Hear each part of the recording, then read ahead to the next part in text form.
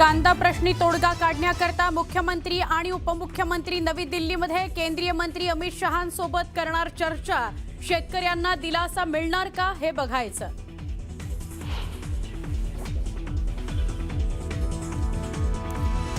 राष्ट्रवादी काँग्रेसच्या बैठकीमध्ये नेत्यांमध्ये अंतर्गत वाद उफाळल्याची माहिती। टीकेचे धनी फक्त आम्हीच का व्हायचे? तटकरेंनी नेतृत्वाला सवाल केल्याची माहिती।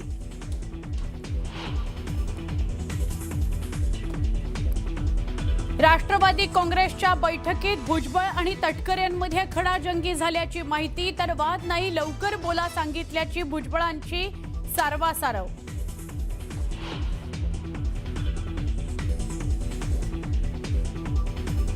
माजी मंत्री प्राजक्त तनपुरे लवकरच भाजपमध्ये प्रवेश करणार। भाजपकडून तनपुरेंना विधान परिषदेची उमेदवारी मिळण्याची शक्यता, सूत्रांची माहिती।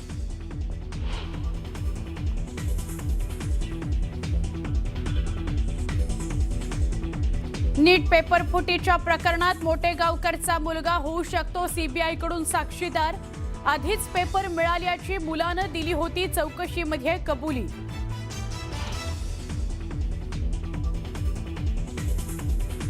सतेज पाटील आज गोकुळसाठी नव्या आघाडीची करणार घोषणा। मुश्रीफ यांच्या सोबतची युती तुटणार का, याकडे लक्ष।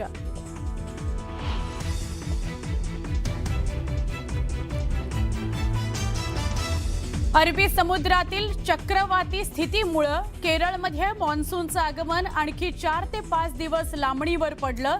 आता 1 जून पर्यंत दाखल होण्याचा अंदाज।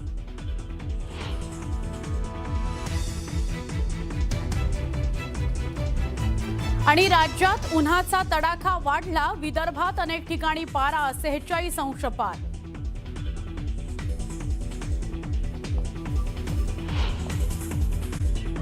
यानंतर पुढची बातमी पाहूया। महायुतीच्या समन्वय समितीच्या बैठकीमध्ये महामंडळ वाटपाचा फॉर्म्युला ठरला असल्याची माहिती समोर आली आहे। आमदारांच्या संख्येप्रमाणेच महामंडळ आणि निधी वाटप होणार असल्याची माहिती मिळते आहे। महायुतीच्या समन्वय समितीच्या बैठकीमध्ये हा निर्णय झाल्याचं कळत आहे। छगन भुजबळांनी या संदर्भात माहिती दिली आहे। आमदारांची संख्या जशी आहे त्यानुसार भाजपाला 48%, शिवसेनेला 29% तर राष्ट्रवादीला 23% महामंडळ मिळणार आहे। तसेच पुढच्या वेळी या संदर्भातील यादी एकत्रित करणार असून तिन्ही पक्ष एकत्र बसून या संदर्भात निर्णय घेऊ असंही भुजबळ यांनी सांगितलं।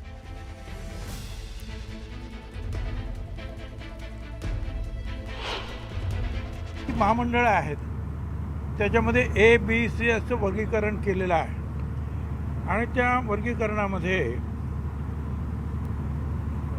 आमदार जसे आहेत त्यानुसार भाजपाला 48%, शिवसेनेला 29% आणि राष्ट्रवादीला 23% महामंडळ मिळणार आहे। थोडक्यात म्हणजे आमच्या वाट्याला 42 महामंडळं येणार आहे। तर आम्हाला कुठची महामंडळं पाहिजे आहेत, BJPला कुठची पाहिजे आहेत, शिवसेनेला कुठची पाहिजे आहेत, याची जी यादी जी आहे पुढच्या वेळेला आम्ही ती एकत्रित करणार आणि मग तिघांनी बसून त्याच्यामध्ये जे वाटाघाटी करून पूर्णपणे जसं त्याच्यामध्ये काही अडचण निर्माण राहणार नाही हे आम्ही ते पाहणार आहोत।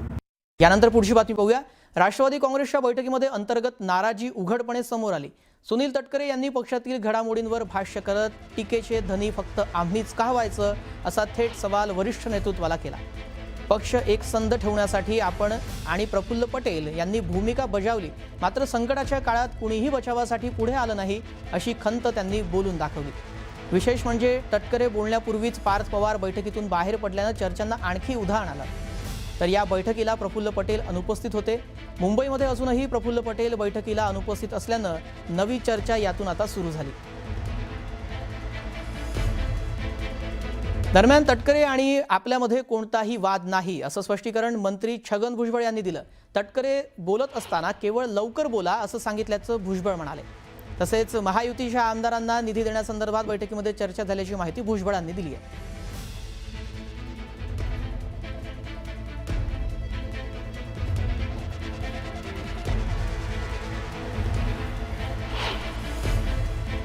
अजिबात काय वाद झाला नाही त्याच्यामध्ये जास्त मी म्हटलं या मुद्द्यावर बोला रे, आता वेळ होत आहे, आम्हाला जायचं आहे, 8 वाजता मीटिंग आहे आमची। कारण आपण जास्त जर बोलत असलो तर मग इथे आम्हाला फोन यायला लागला, लवकर या लवकर या लवकर या। पण मुद्द्याचं पण काय पाहिजे आपल्याला, काय करायचं ते सांगा. काही खडाजंगी वगैरे अजिबात झालेली नाही. फक्त आम्हाला सारखे फोन येत होते इकडच्या त्या आमच्या समन्वय समितीचे, म्हणून मी त्यांना सांगितलं बाबा तू लवकर आटप आणि आम्हाला परवानगी द्या, आम्हाला जायचं आहे, दॅट्स ऑल. आता काय त्याला पण तुम्ही चर्चेला सुद्धा तुम्ही म्हणणार की भांडण झालं आणि तंटे झाले, ते काय चुकीचं आहे. जे मंत्री आहेत त्या मंत्र्यांनी 30% ठेवावं. मग आम्ही म्हटलं 15% ठेवा आणि बाकीचं सगळ्या आमदारांना म्हणजे महायुतीच्या आमदारांना वाटप करा. मुख्यमंत्र्यांनी सांगितलं नाही 15% सुद्धा काय ठेवायचं, फक्त 10% मंत्र्यांच्याकडे ठेवायचे, बाकी सगळे 90% जे आहेत महायुतीला वाटप करून टाका. सध्या एक मोठी बातमी पाहूया. काँग्रेसच्या कांदा प्रश्नाच्या आंदोलनावर भाजप प्रदेशाध्यक्ष रवींद्र चव्हाण यांनी हल्लाबोल केला आहे.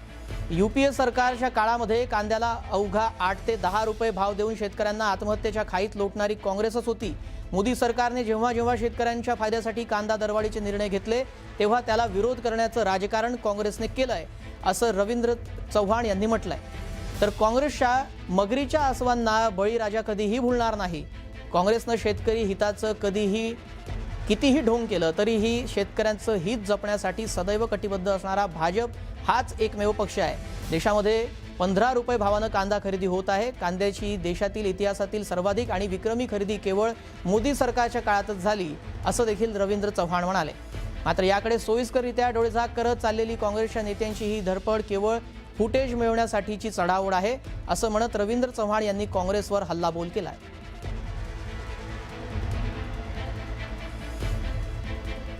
या स्वदेशी मार्केटला 117 वर्ष पूर्ण झालेली आहे. याच स्वदेशी मार्केटच्या काळबादेवी परिसरामध्ये विदेशी कपड्यांच्या ट्रकला रोखण्यासाठी क्रांतिकारी बाबू गेनू सईद यांनी बलिदान दिलं.